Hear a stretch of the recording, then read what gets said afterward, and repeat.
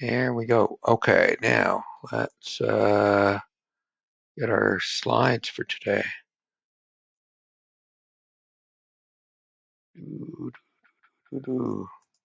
Day 15. Oh, good morning, Marley. Your picture will be coming up. Not of you, but the friend you sent me. There we go. Um, so just a few pics. That this one, I can't remember who sent it to me. I've got to look it up. Um, right at it beginning of January. It's of the railway cut that's behind St. Mary's, a railway line that runs round. And if you don't know the campus, you wouldn't know it, but it's one that leads down to the container terminal and the port of Halifax. But St. Mary's is just up over the hill to the left here. And if you ever get on campus again and you've got a stressful day and want to just get away from everybody and take a very quiet walk and not go to the public gardens or the Point Pleasant because it's too busy, you go behind where the residences are and Gorsebrook Avenue, and there's a house there that belongs to St. Mary's, Stanfield House. And you go and you walk behind this nice old house. And there's a big open area and then a bunch of trees behind it. Just keep walking through those. And when you go through the trees, you discover there's a whole bunch of paths here. And as you go through, you come back to this cliff face here of where the railway lines are. But St. Mary's owns the Stanfield property, and part of it is a strip of land that runs all the way along this railway cut for several blocks to the west. So you walk to the railway cut, turn right, and then walk along this section here. And it's a really nice, quiet space.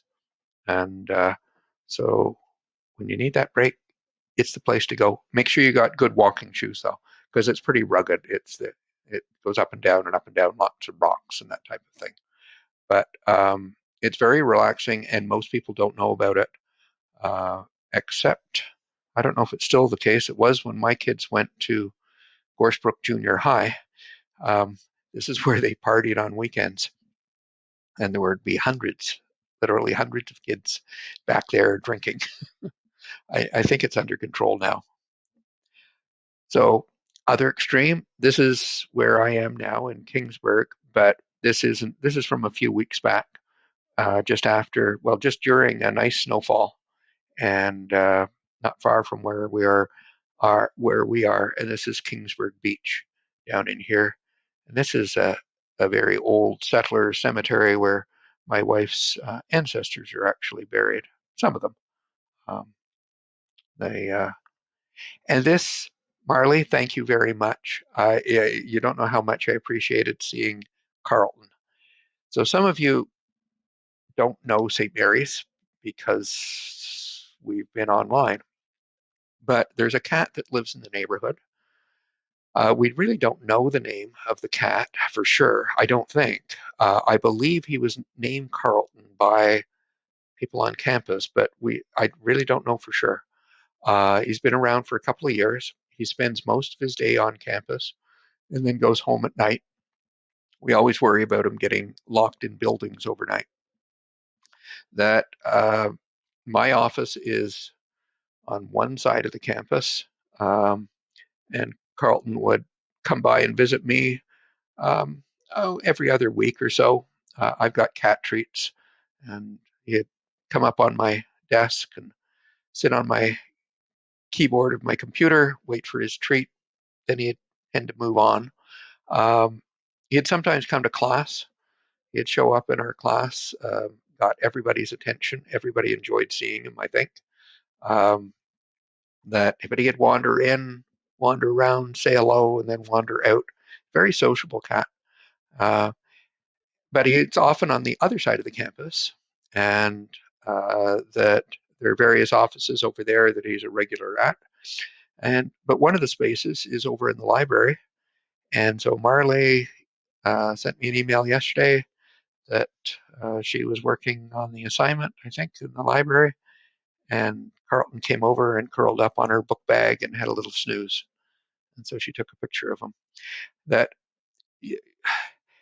he's sufficiently well known on campus that I don't know if you can see his name tag, but it's a replica of a St. Mary's ID card with Carlton's picture in it. And um, anyway, he's a delightful face on campus. But we got stuff to do today. The first big thing is assignment 3. So I've had a few emails, not huge number. Couple technical problems with Excel, but not too much. More questions about what do you really need to paste into your assignment. That so some of you are probably advanced on getting into it. We've got about 20 people on the call. That what I thought I'd do is I'll go look at some of the questions, do some bits to it, and give you a little bit of background to this particular assignment.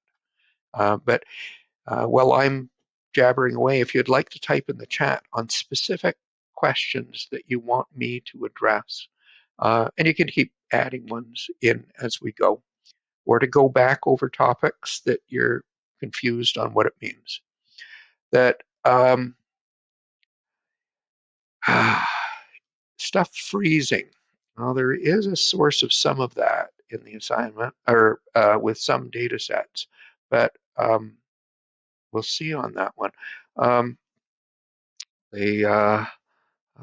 Sometimes Excel does strange stuff that really, okay. So let me go and check, and I'll look at the data file as well. Let me actually, I've got it open here, but I'm going to close this one that I've got, and don't save it. And I'm going to go into, oh, I'm going to end up having to go out of the, to get this one. Shoot, I should have just left it. I think this should be the same one that I uploaded, but I'm going to just double check. So this is,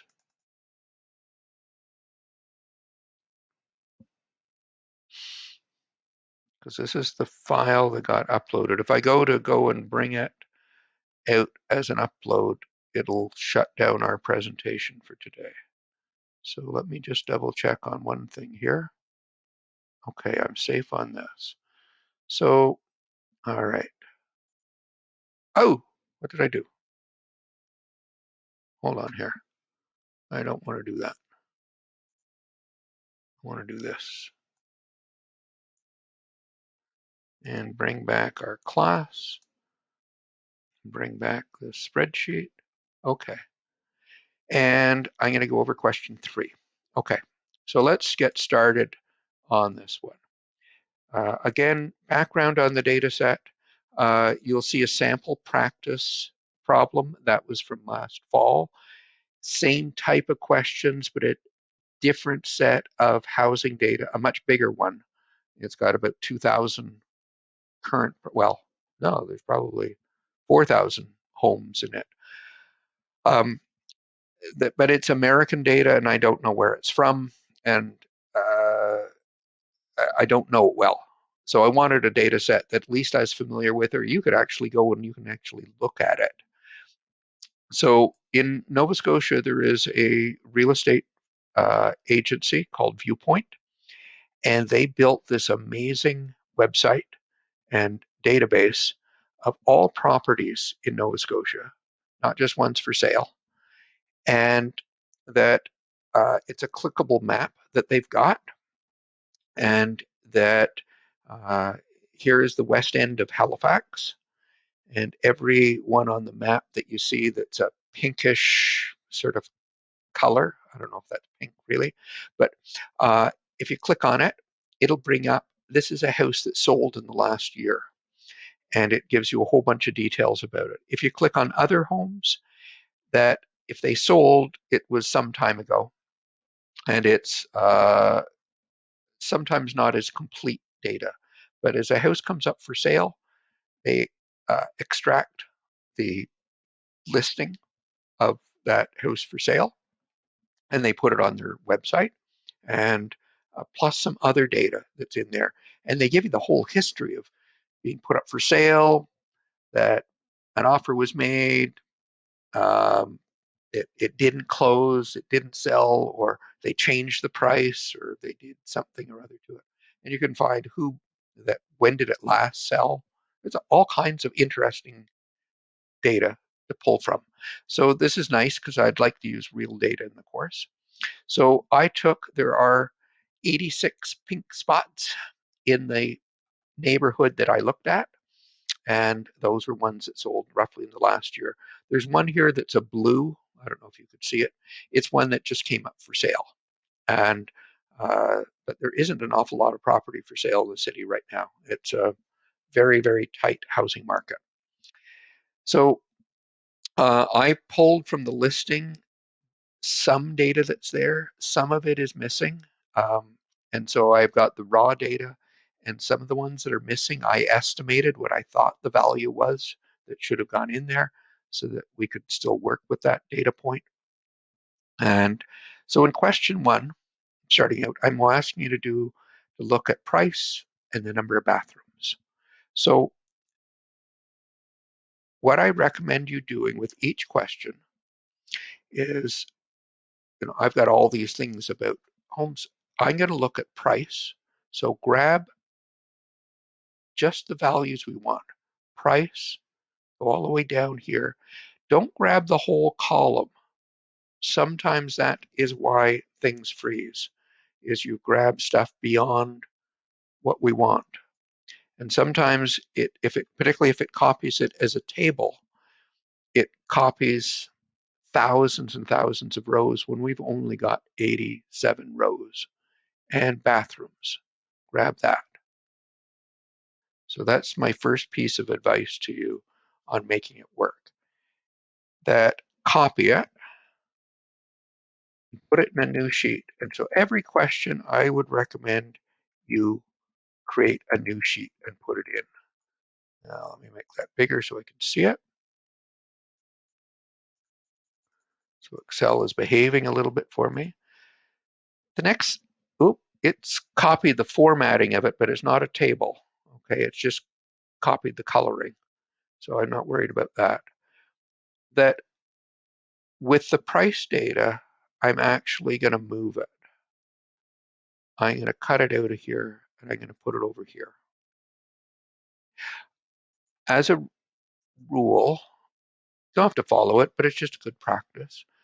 If I want to do a scatter chart, it doesn't call for one in this one, but if I wanted to do a scatter chart, the X variable has to be on the left, the Y variable on the right. So if I had wanted one, I would have gone and taken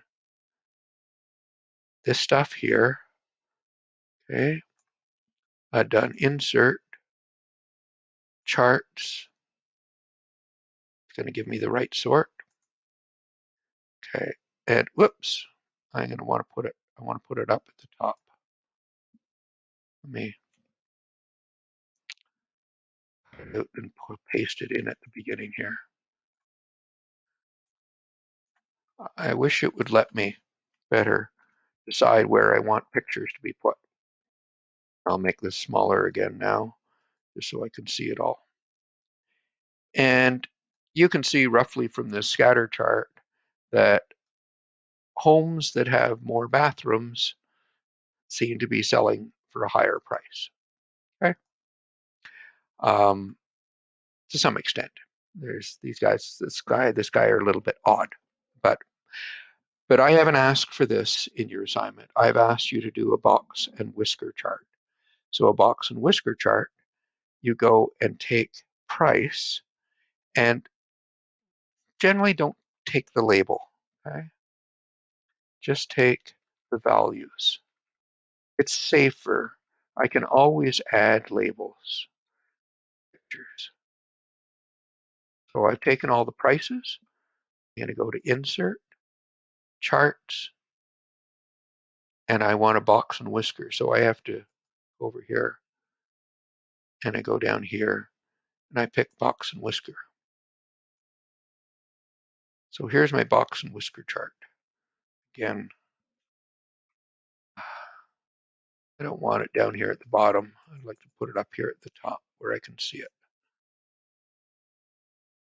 There we go. And again, I guess I'm going to make this a little bit smaller. Okay. So you can see most of them clustered together, but I've got some whiskers here up and down. I then would like to compare it by the number of bathrooms. Now, I'm going to do this twice. Well, once and then show you what I did wrong. Within this chart, if I go to design, I can select data. And so I'd like to have bathrooms on the horizontal axis. So go on the horizontal to edit. It wants to know where is it? It's right over here. Okay. And I click OK. And it's got the different numbers of bathrooms. And here's my chart. Now, a couple things here. One bathroom, I can understand what's 1.5 bathrooms. It's a bathroom is viewed as a toilet, sink, and a shower or a bathtub. That's a whole bathroom. Half of a bathroom is just a toilet and a sink with no shower or bathtub.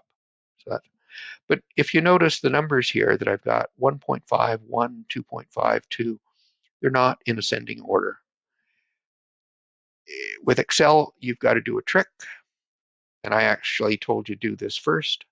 Go take this stuff here, both columns. Make sure you grab both columns. Go up to data, go to sort, and I would like to sort by, whoops, it's thinking I've got labels there. Those first numbers aren't labels. I want to sort by column A. If you grabbed bathroom and price, then you do have labels. But if you don't, make sure you take them out. And there it is. Now it's sorted 1, 1.5, 2, 2. It updates my chart accordingly. And so you see an upward sloping pattern. You got two outliers by the looks of things, one way up here. This one here looks to be down below. That's fixed my scatter diagram. Here's my box and whisker chart. It's changed it so that it's now ascending. Here's an outlier up here. Here's an odd one. This is a 4 bathrooms. As you can see, there's only one house that has it. Here's 3 bathrooms. There are only 3. So a box and whisker chart is based upon a 5-number summary. So this one can only summarize the middle. This one can only summarize the quartiles in a sense. So these are a bit odd.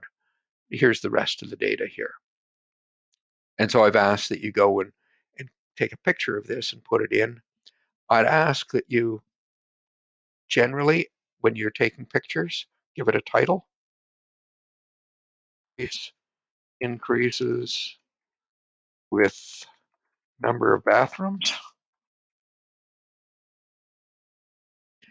And I'd label my axes. I should go and add axis titles on the horizontal. It's number of bathrooms. Oops, sorry, it's throwing to the wrong place. Okay. What did it do to me now?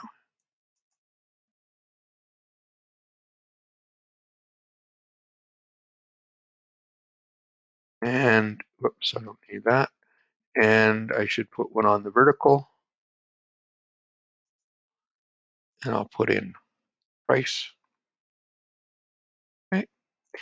And as I think I showed you before, it doesn't let me turn this so that it's printed horizontally. I can't rotate that label there.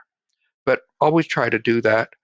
And with your sheet, I'm going to go and rename this one question 1. Or sorry, this is question 1 that I'm starting out with. Okay, so this is the sort of pattern you're going to go through. You're asking me to start work on question 3. Okay, so let me find the question.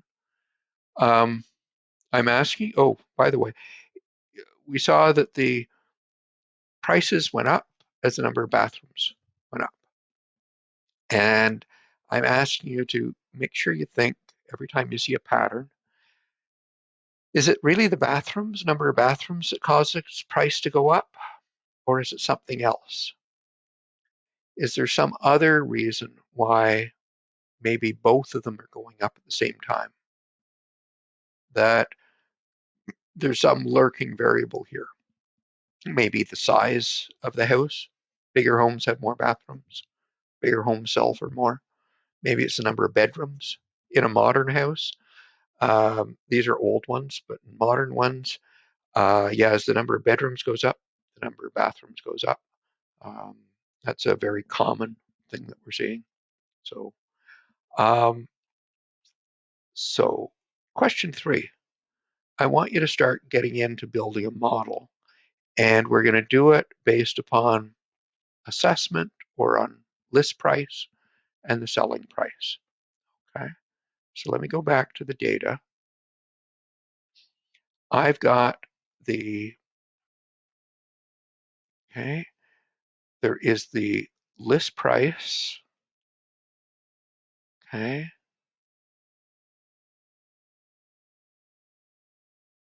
for this property, and that the selling price. So let me grab it as well.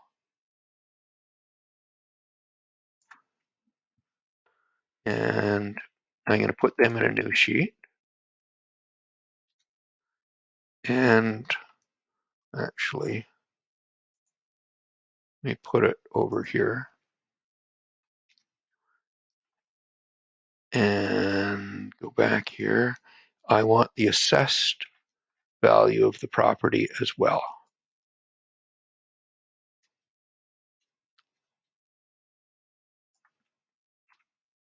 And put it in. I'm going to put it over here. And let me make my columns wider so I can see the numbers. And I'm going to make it all bigger so you can see everything. I've put price over in the right because price is what I'm interested in predicting. And I get in the habit of always having it in the right. So if I wanted to do a scatter diagram of assessment versus price, I could go and take the assessment data and then of the price data. Oh, I don't want both columns. And I could just go and insert a scatter chart. And so as the assessment goes up, the price seems to go up. That there seems to be a relationship between these two. I can do the same with the, Dora's on her way out. I could do it with the list price and see how does the list price move with the selling price. Let me just go and take a look at that one. I don't think I've asked you to do that.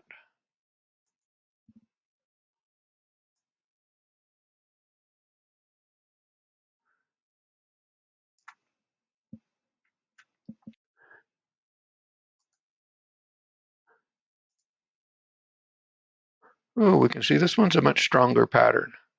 Look how tight it is. That's beautiful. Um, often we don't see patterns that are nearly this strong. Let me.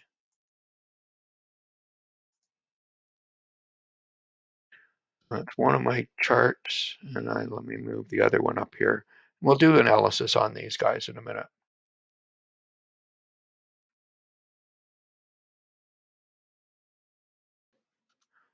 Whoops. And I should have labeled both of these. At the very least, I should be saying what's on the horizontal or the vertical axis. That here, this was with assessments. Oops. And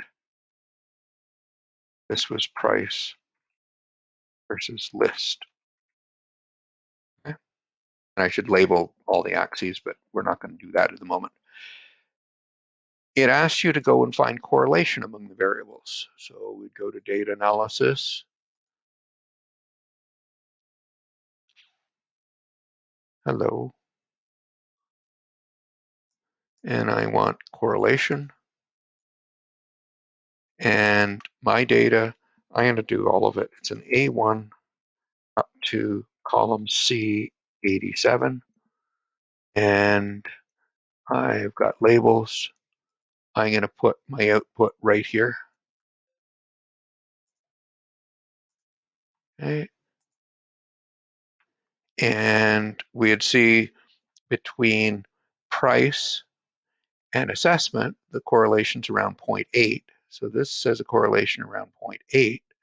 And with list price, the correlation here is around 0.95. So you can see how much stronger this one is compared to this in terms of correlation. And then I'm asked to fit a variety of models and get the equations of them for intercept versus, the price versus assessment, or later, I think, price as a function of list and what they look like. So and you're asking for D and E, so interpret the values. Yep, we can do those. Let's do B, C, D, and E. Okay, and so here I'm looking at assessment as my variable. So first I need to do the regression. Okay, for regression it wants to know where is the Y variable. Price was in column C. And the X variable, I'm using assessment. Assessment's in column A. Okay.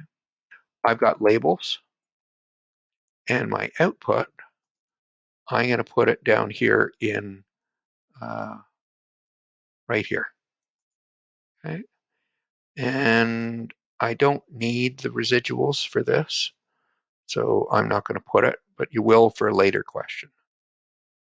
So this gives me my output for it. This is predicting. So first off, I've got a model here. I'm going to just put it in here.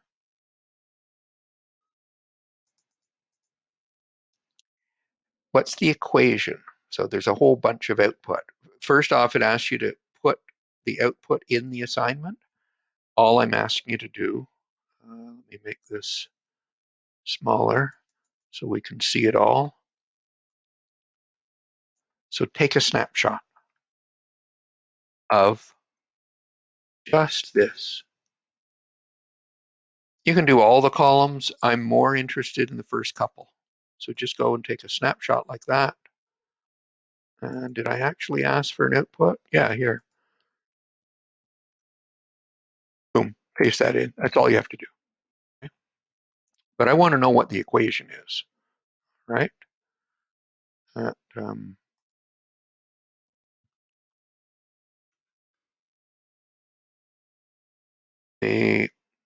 what's the equation of the line?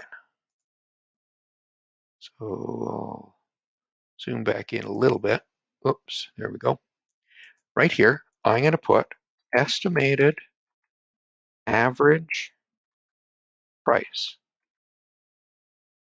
It's an estimate because it's only based upon 86 houses. it's an average because it's just the line that goes through the scatter. It's not the whole scatter. It doesn't explain the whole price, just the average price. So what's the average price of a house that's assessed at $400,000? Put it in my model and get it out. So it's equal to an intercept, a starting value, and this one says that's $115,275 plus 1.04 approximately times the assessment. What does that mean? Okay. Let's go back up here to the assessment picture. This is the assessment one. Okay. And I'm going to show you there's a line in here.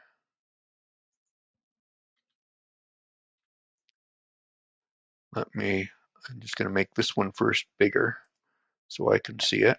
My vision is not great.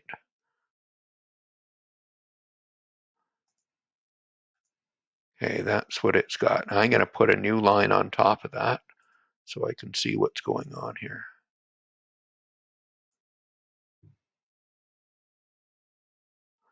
Looks reasonably close. And I'm going to make mine a big red line. And make it fatter. Okay. So this is what I think the regression line looks like. And there are points above the line and points below the line. This line here, if I extended it all the way down to 0, a property with no assessment, the assessment is something established by the city that it thinks that's what the house is worth, and that's how they will tax it. They will assign property taxes based upon this. And it says the starting amount is about $115,000. And the slope is how quickly it's going up. So if I was asked to interpret this, it doesn't make sense. Okay, I've just drawn a line that goes all the way back here. I have no houses that are assessed below about $300,000. I don't know what the selling price would be of a house assessed at $50,000 or $100,000 because I've never seen one. Even 200,000, I'm really not sure. Does this line, is it straight like this all the way down, or would it go and bend? Would it be curved? I don't know because I've never been there and I never will. I'm never going to have a property with an assessment of 0. But it says if a property was assessed as being 0, it would still sell for $115,000. That's what the intercept means. It's stupid. Some problems it makes sense. If this was a cost function, we call this a fixed cost. And the slope we would call a variable cost. What's the slope represent in this problem? It says 1.04. What does that mean? So if the assessment goes up by $1, this is how much the price goes up. It goes up by $1.04. So this is interesting. If I was looking at this and understanding what's happening in the house market in Halifax at the moment, I would say the city is not getting the money it should on homes if assessment is supposed to estimate its real value. First off, on average, the assessments are too low by something in the order of $115,000. If the assessments were perfect, then I'd have a line like this. Go back and format that guy again and give you another line. A house that's worthless should not sell for anything. A house that's worth $120,000 should sell for $120,000. Okay. I don't know if you can see that blue line very clearly, but this is what, if assessments were correct, this is what the prices should look like. They should look like this line. All the prices are above that line. They sell for more than their assessed value. And it says by at least 115. You may not see it, but the assessments are even worse for expensive homes. For these ones that have much higher prices, the gap is even bigger. That they, and let's see if I can find one here. Let's find someone that, well, here's one here. The assessment is $978,800, so almost $1 million. Its selling price was $1.2 million, so it was off by $200,000. So even more. That's this guy sitting way up here. And I know my estimated line is a little bit lower, but it's still showing the gap is more than $115,000. I don't know if that really helps explain D and E, but that's what the intercept is and what the slope is. So, Andrew, am I helping? Still there?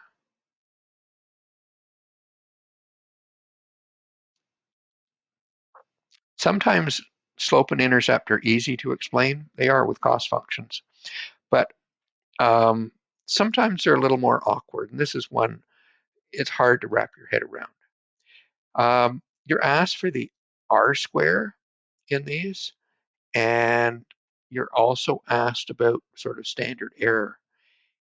R square says, I've been able to explain 63% of the variability in house prices by differences in assessed value. So these house prices are all over the place, anywhere from just under $400,000 up to over $1 million. Most of them seem to be between about $400,000 and $800,000, but there's a lot of variability there. Why? We'll get into some of that with some of the other questions, but this one says, well, the assessment, this one, the city doesn't think it's worth very much, so don't expect it to sell a lot. This one, they think it's worth a lot more. They think it's worth $600,000, and so maybe it's going to sell for, okay, it sold for around 700 or 800,000. But we're trying to explain the variability. You're also asked to look at this one, and you could say, well, I'm a lot better. There's less, I can explain the price a lot better by using the real estate estimate, the real estate agent's estimate of the selling price, the list price. And here, if the list price is higher, the selling price is much higher. That there's a lot less scatter here. So the R square is bigger. Here I've got 63%. Here I probably got 90 some percent. Okay. It's a much higher value. You're also asked about how good your estimates would be. With this one down here, I've got a standard error of $80,000, $82,000. That means about 2/3 of the time, my estimate of the selling price using this formula is going to be off by about $80,000. And look at the scatter. So here, $400,000 assessment. I think it's going to sell for 500 and some $1,000, but it might sell for only 400, might sell for up here around 700,000. So there's a lot of error in it. Typical error is around $80,000. This one, that same sort of home with an assessment of 400,000, and my guess being maybe around 5, but my guess is you're going to be a lot more accurate because you can see the scatter is much, much smaller. It's much better estimates of what the selling price is going to be. It's got a smaller standard error. So that's what we mean when we're asking about performance.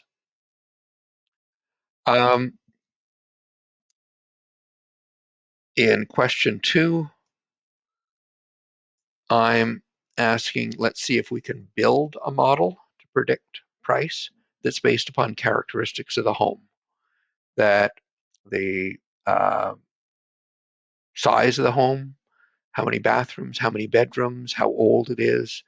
Is it a single family dwelling, just one unit, or have they taken the house and split it into two apartments, or in one case, four apartments?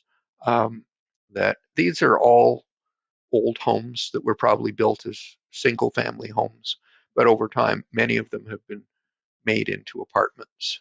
Um, that uh, that and one crazy place as well. So looking at the correlation among these ones and trying to build a model on it. Okay. So in that instance,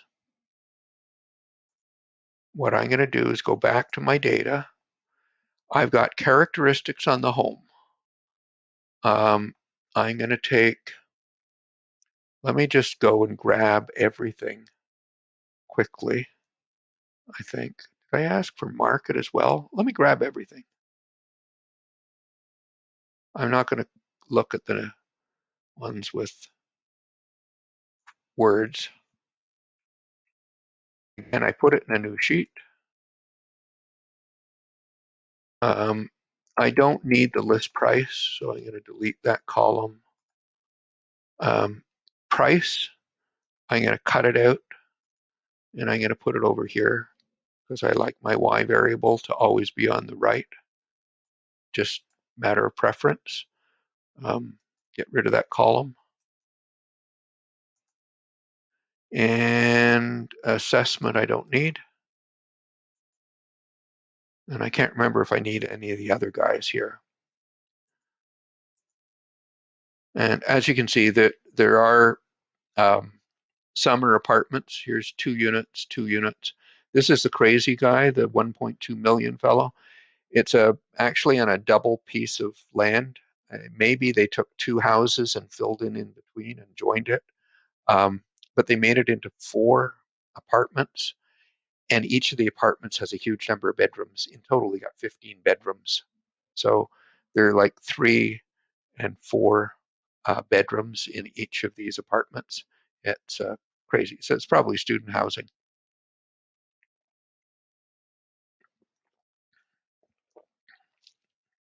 Okay. Now, Taylor just asked about question 5. So that's what I've done. This is the data for question 5. So I'd copy it into a new sheet. And it first off says, give me the correlation. Okay, so I've got a lot of variables here. They're all numeric. I'm going to go to data. I'm going to go to data analysis. First thing I'm going to do is look for correlation. So where are my variables? Well, they are in column A, row 1, across to column K, row 87. I've got labels. I want the output nearby here. I'm going to put it into M1.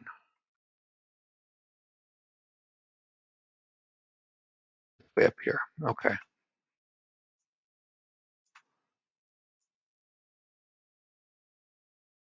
Oh, there it is. I'll make it a little tiny bit bigger. All right. So this is the correlation among all of our variables. I'm particularly interested in predicting price. What affects price? ID, it shouldn't matter, though it actually gives a little clue about location, fuzzy. You mean question 6. Okay, we'll get to it. It builds on this one. How many days it was on the market, or when it was put on the market, how many bedrooms it's got, how many bathrooms, living space is what the total space is. So the total square footage seems to be the strongest predictor of price. Some of these variables are related to each other, like total space and the amount of living space are very tightly correlated. The extra space is usually a little bit of the basement or some of the attic space that may be finished. The others not quite so strongly related. And so it's going to ask me to build a model with space in it and then try to interpret it. And then I'm going to go to get residuals. So to do 6, I need 5. Okay. Let me go and do this bit. And I'm going to go over here. Okay. So it's asking me to go and build a model that's going to go, it's a regression model. I'm going to use space or price is what I'm trying to predict. That's in column K, K87. Okay. My X variable is going to be space. That's in column G.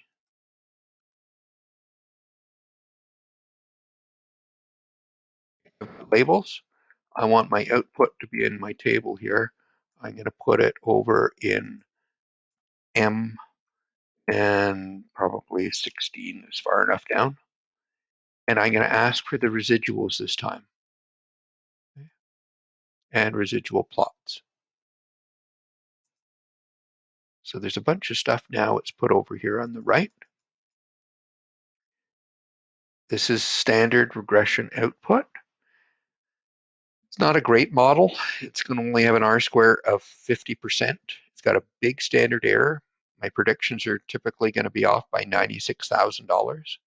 My model here is going to be that the estimated average price is equal to, I'll have to scroll down here, $191,000 or 387. So this is just, you might think of it as the land value. Doesn't have 5 or 6 questions. At the moment, I'm up to question 6, it looks like I'm working on. And the other one is 202 times space. And so, and let's just make this one big enough so you might be able to see it. So this is my regression equation that I've got here. It's not great. If I was to do a scatter chart of this, you're going to find that it's a pretty messy sort of scatter. I've got some residuals with it, probably over here somewhere. Here it is. Don't know if you can see this. As the size of the home goes up, seems like I make bigger mistakes in my predictions, but you can see that these are pretty, it may look like tiny numbers. Oh, you can really see the spread there. That it goes up and up. Oh, sorry, no. Yes, the number of questions has been thrown off. When I pasted stuff in before, it added a question number to me. That's where my problem is, okay? And it's probably also added this guy. One of the challenges in Word, when you squeeze them things in, it goes and things. So there, yes, there are 5 questions to it in the assignment. So I'm doing question 4 at the moment. And I've asked you to do some interpretation on this output that we've got and how good the model is. And if you look at these errors in prediction, a lot of the time I'm off by $100,000. I'm actually out here off by a lot more. It gets worse, okay, with these big homes. But I've saved the residuals to this one, okay? That's these columns. So for the next question, so if this one is called, this one was question 4. And so let me do question 5. I want these residuals. And I'll put them here for now. So these are the mistakes I made in my forecast. That when my estimates were too high or too low, by a fair amount, 30,000, 20,000, 20,000, 30,000, 45, 50,000. These are the mistakes I was making. And it's asking me in question 5 to look at the other variables in the question, from question 4, and see where there are patterns here. Whoops, excuse me, wrong place. So go back to my, if you want the data from question 4, we've got a whole bunch of variables here. I'm just going to grab them all. If you want, we can grab price too, but we don't need to. I don't think it asks for that. And I'm just going to throw them all in here. And it's asking me in this one, look at the correlation among these. So let me see, how many columns have I got here? I'm going over now to column L. All right, I include price. So go to data, data analysis, correlation, and I'm going to go from A1. I'm going to go over to K, and I'm not going to include price in my correlation, if you don't mind. And I'm going to put it down in, well, I can put it in M1. Why not? So let's throw it in there. So here's my new correlation table. So this is the correlation between the mistakes I've made and the different variables. So look at this column here that I've got with residuals. And there's not, sort of weak correlation with some of these ones, but look at the number of beds, 0.44. That's a respectable correlation. With bathrooms, nah. Living with space, no, it wouldn't be, because I've already done that. Age seems to be important. Number of units seems to be important. So I've got several variables that might be relevant here. And I'm going to pick bedrooms. And so I'm going to fit a new model. Okay. I'm going to take a model that's got the number of bedrooms, the amount of space, and the price. I've got a lot already in this sheet, so I'm going to put them in a new sheet. We start with a clean sheet, clean canvas. Don't paint over old stuff. So these are the variables I've got, and so I'm asking you to fit me a new model.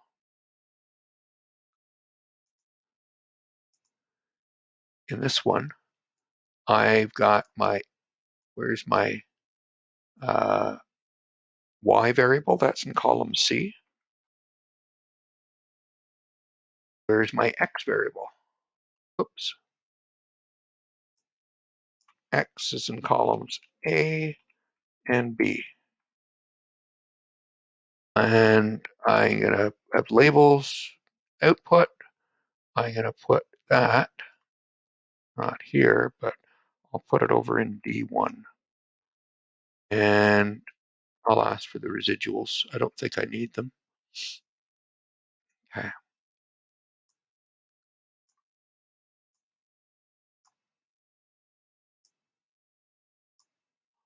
I'll move these over here a bit. So here's my output. And my R-square is a little better. It was 50% before. Now it's up to about 62%. That's about as good as the property assessments were. They were only R-square, I think, around 62%. Not so great. And I've got a new model. It says that the price, my estimated average price, is equal to, now starting out at 173, 184, and then each bedroom is worth 28,725, and each square foot of space is now worth only $161. Oops, excuse me. I got to put in times number of beds and this times space. So I'm not sure again if you can read those little numbers, but this is my new model. So I'm looking at these coefficients down here, and that's my focus. And so this is my basic model here. And my predictions are a little bit better than before. Instead of being off by $95,000, now they're off by $83,000. Better, but not great. Um, and but it's a better model than I had previously. Okay, I've asked you to give me this residual plot and give me any comments you may have on it. So there are some odd things here. If I was looking at this one to do with space, it's a little better than it was before. Doesn't look as big a V as it was, but it's still one that we're better at making predictions for small homes than we are with big ones. That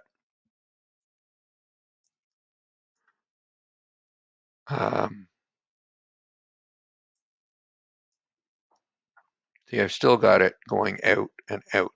It seems with small homes, I'm off by $50,000 to $100,000. With large homes, it's probably more like $150,000 is the amount of the error that I'm making in my predictions. So it's on average, my typical prediction error I'm saying now is of the order of what, $80,000, $83,000. That's my standard error that's here. And I think we're pretty much at the end of the assignment. So I looked at the new R squared and the standard error. This is my residual plot for beds. Comment on that particular plot. And that's the end of the assignment. Are we good? Are there other questions about it?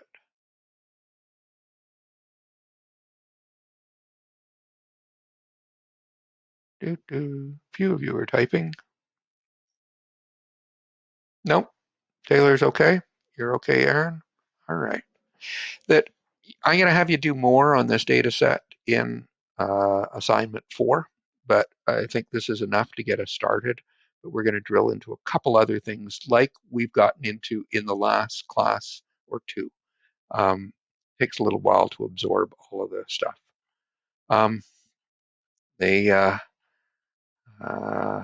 okay. So let's do a little bit of what was scheduled for today. And so, say my Wednesdays before an assignment, 45 minutes to an hour on assignment stuff, so that hopefully you're going to be successful with it and you now understand it better. I'm less concerned about grade than I am on understanding. Though I must say, I was sent a course outline for a course that is being taught, I think, at about the third year level at the University of Alberta in their business program. And much of it is similar in structure to the way we've structured this course, but it's at a higher level. It's not covering as broad topics like we're getting into in data mining. It focuses very heavily on just this regression stuff. And starting out the same way we are, but then getting into the formal theory type stuff for much of the course. So this stuff, though, seems to overlap what's on their course outline. What I thought was interesting was their grading is all on online tests that are at set times, and you got like 50 minutes to do the test.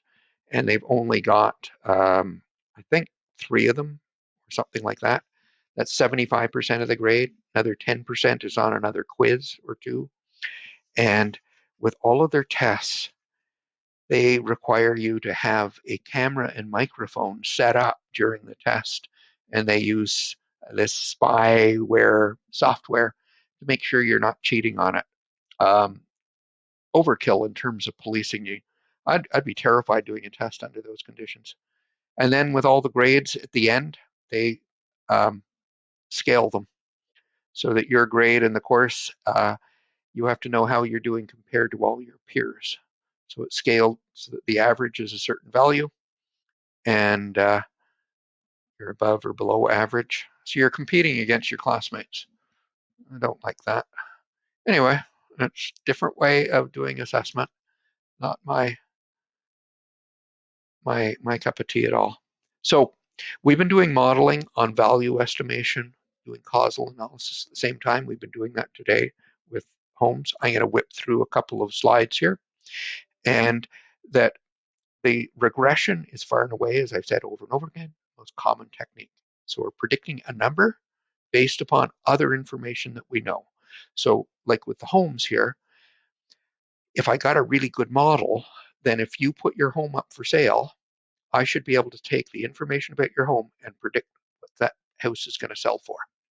And hopefully I'm successful in making a good prediction. That we've done it using a formula for doing that. And I should point out, and you've addressed this to some extent in the discussion question that we haven't talked in class, but you've seen the discussion.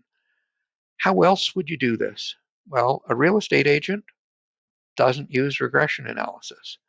The real estate agent goes, and in some instances, in Nova Scotia at least, they go onto Viewpoint.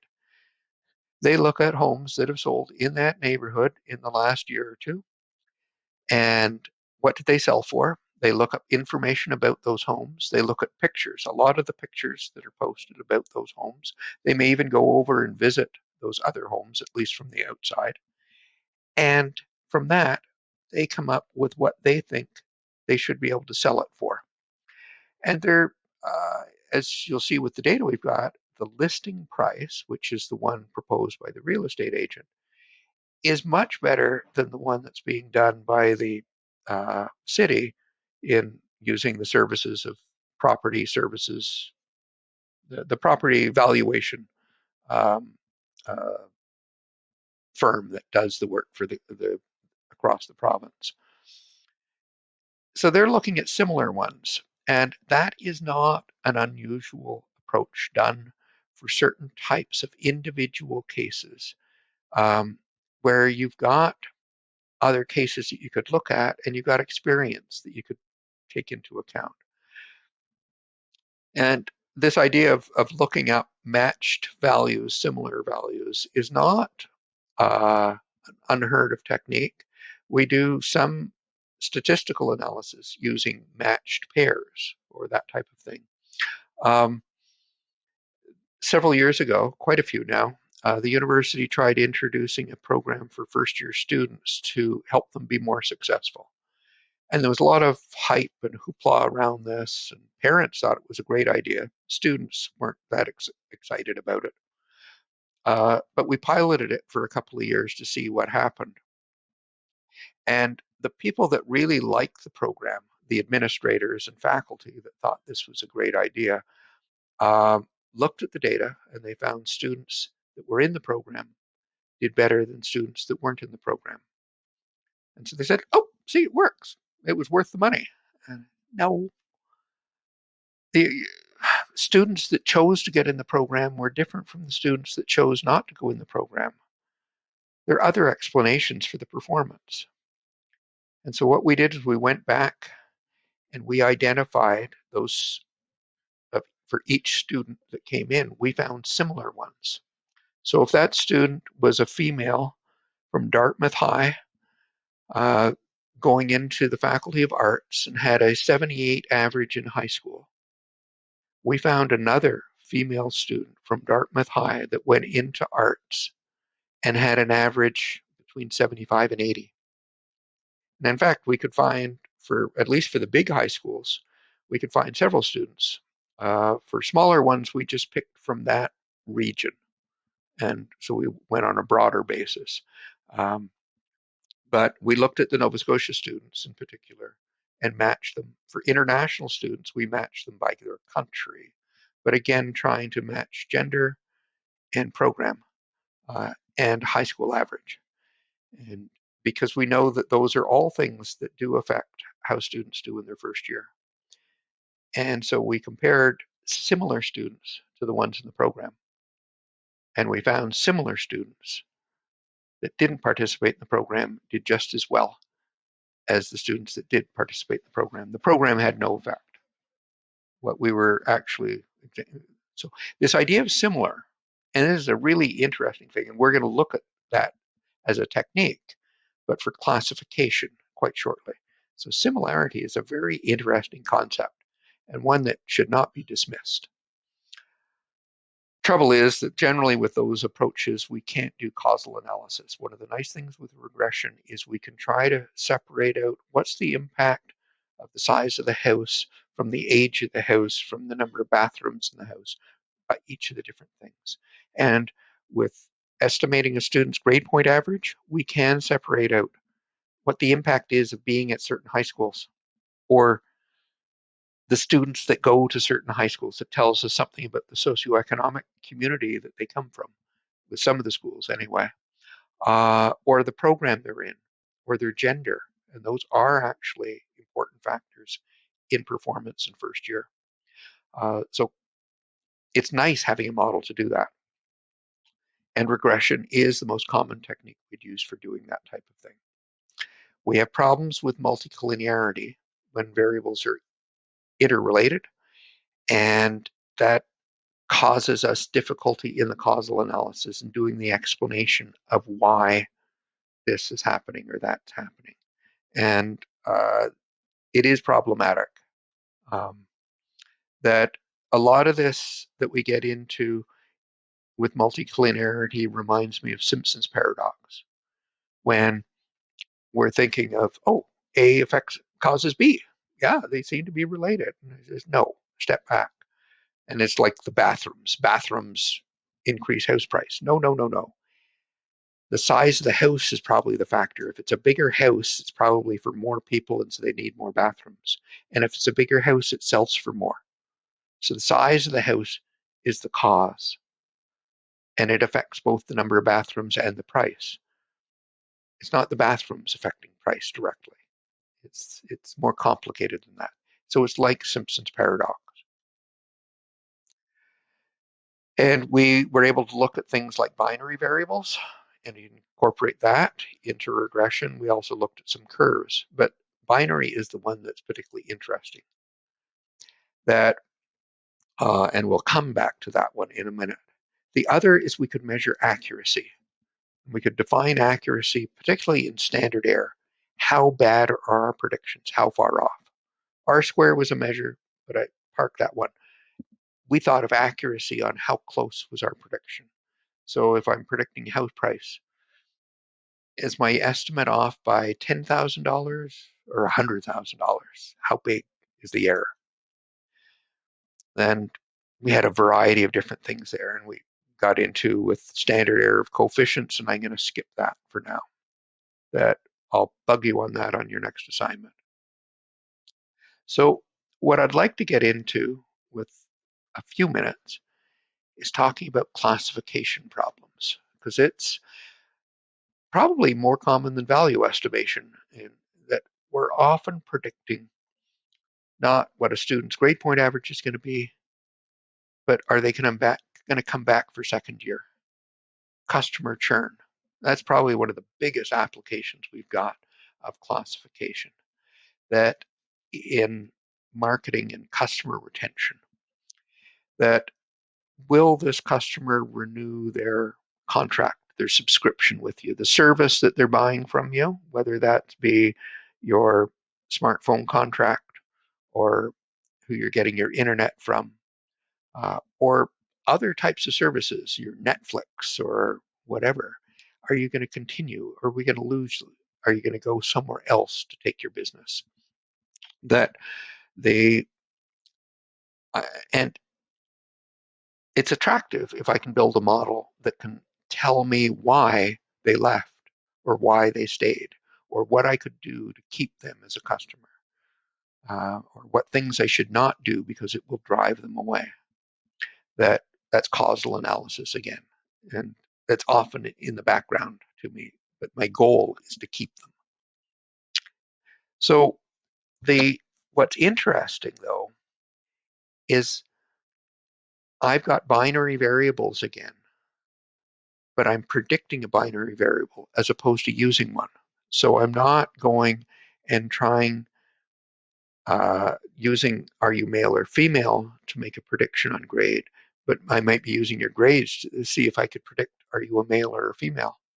Next class, I may show you back with the data we were using before on credit cards.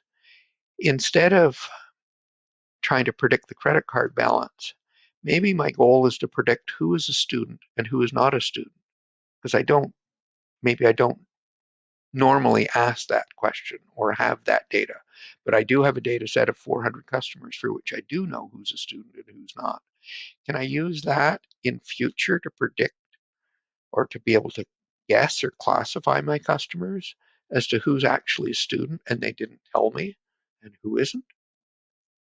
Or maybe they've told me and I think they're lying. And so I'd like to be able to do a double check on it. So I'm predicting a binary variable instead of using a binary variable to predict a numeric one. Maybe I'm going to use a numeric one to predict a binary one. And we do this, as I said, frequently. That do you stay or do you leave?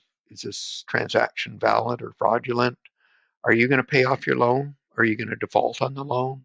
Are you going to have late payments on a loan? Uh, is a student going to graduate? Or are they going to drop out? Um, I've sent a customer a promotion that I've sent them a coupon. Are they going to use it? Are they not going to use it? Can I predict that? And by other things I know about the customer. Note, I'm only looking at binary variables. If my variable had 3 characteristics, I was trying to predict, is this customer a Caucasian, Asian, Latino, African American, what have you? No, too many categories. I can do it. I can build models to do that. It's a lot more complicated. And we're not going to look at it at all. We're only going to look at binary. Are you this or are you not this? So are you in that group or not in that group? And that's the best starting point for us to work forward on it. And we're also going to have issues of accuracy. How good is our prediction? So I'm trying to guess, are you male or female? I'm not going to try to estimate how male you are or how female you are. It's just how close my prediction is. So I'm right or wrong. Okay, that um, if I've got 2 categories and I'm saying, are you in this group or this group? You're either in that one or you're not in that one. Um, it's different. And my estimates, I'm going to make mistakes, but I'm either right or wrong. I don't ask how close I am. That they, if it was a transaction, I predicted it was a valid transaction. Turned out it was fraudulent.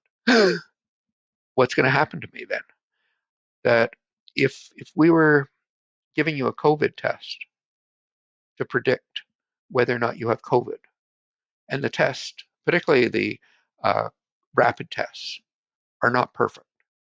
They're less accurate than the one that takes a couple of days to get back. So the rapid test, it's great, but it makes mistakes. And so suppose I tell you you have COVID, rapid test, and you don't. And oh, I've got COVID. You're going to stress. You're going to worry about it, and you're going to quarantine for 2 weeks and not see anybody. And at the end of 2 weeks, at least, okay, you should be fine. No symptoms. You're off. No trouble. Suppose I tell you, no, you don't have COVID, but you really do. I don't have COVID. Great.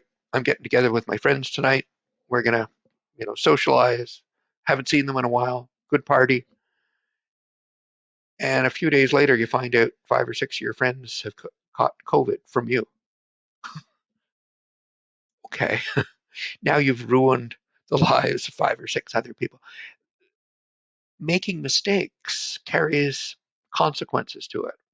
Different consequences if you make one type of mistake versus the other. You got to think about those sorts of things. You're doing a lot of these tests. So generally we're looking at how often we're right and how often we're wrong. But as I said, right and wrong are very different things. Is it the percentage of the time that I give you the right answer? Percentage of the time when my COVID test gives the right diagnosis? Or are we interested in specific ones? The percentage of people with COVID that are correctly identified as having COVID, or the percentage of people that don't have COVID that are correctly identified as not having COVID. Those are how often we're right on one or how often we're right with the other. Maybe we want to know about how often we're wrong with each of these. So I'm going to need to have different performance measures, and I may end up with an awful lot of different performance measures. So we're going to have to look when we get it at evaluation at a more complex approach. We're going to do that in chapter 11. Right now we're going to look at how do we make predictions. But whereas with regression we looked at making predictions and errors at the same time, this time we're going to focus much more on just how do you go about making the predictions. And we're going to leave a lot of the evaluation stuff to a little bit later. And we're not going to drill into depth. I'm not going to have you do it in Excel or by hand. I'm just going to give you the 30,000 foot view of how we do this, because there's a lot of different techniques. And the first ones we're going to look like are going to look like value estimation. Because what we're going to do is estimate what's the chance you're going to graduate. And then based upon it, I'm going to make a prediction. Are you going to graduate or not graduate? Okay, so I have to make a prediction, yes or no. But I'm going to do it by estimating first, what's the probability this is going to happen? What's the probability a transaction is fraudulent? And based upon it, I'm going to have to make a decision. Am I going to classify it as fraudulent or classify it as valid? So the classification decision depends upon the probability. So how do I get the probability? It's a number. A number is a value. I could use value estimation. So we're going to first start out doing it that way and then move from that. But I'm over time. We're going to leave it at that for today. Good luck on the assignment. If you got further questions, please email me.